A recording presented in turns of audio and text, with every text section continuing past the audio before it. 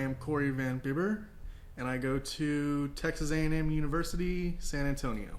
My name is Suresa, and then I go to Texas A&M University, San Antonio.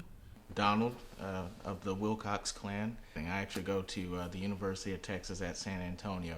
My name is Jared Deere, and I am from the San Antonio College. I am the team lead and head programmer.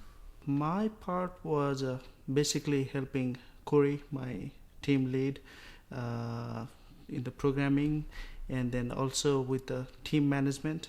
What I did was I did a lot of the sprite design, so I did a lot of the character designs and development, and I also programmed a pretty decent amount of the classes that managed all the sprite activities as well as the character attributes. I worked on the background art, conceptual art, and I am composing the music. I have oversight over all the different programming aspects to the game. As we go along, becomes more and more.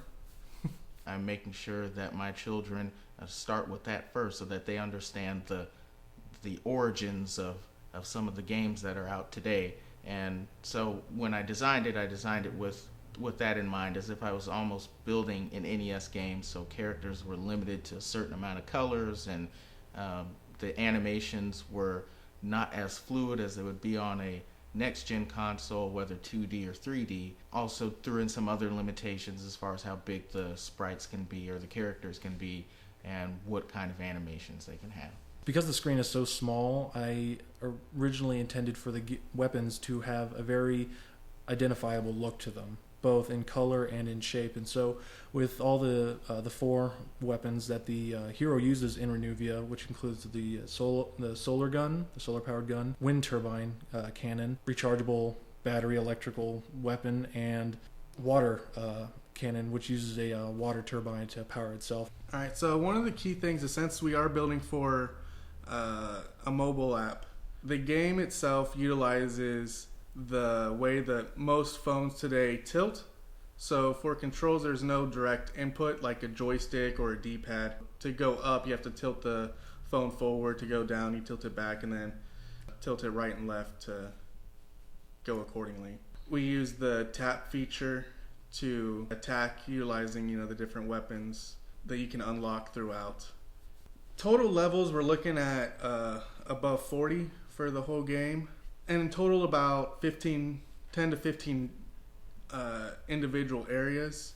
And then each area has a few different levels tied to it.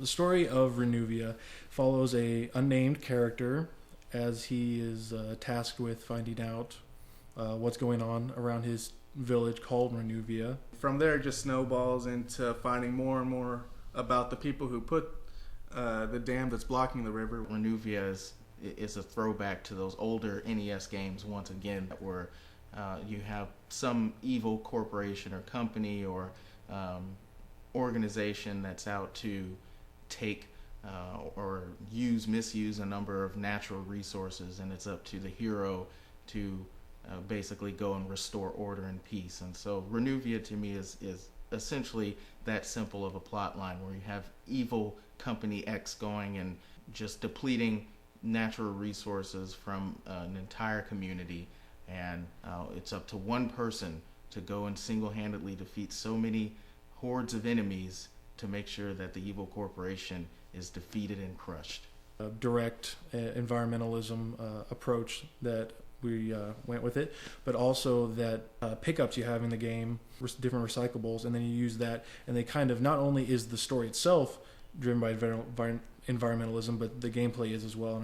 We're Team SDEG for the Imagine Cup. Thank you for watching our video, and if you'd like to get any more information about our game, visit us at renuviagame.com.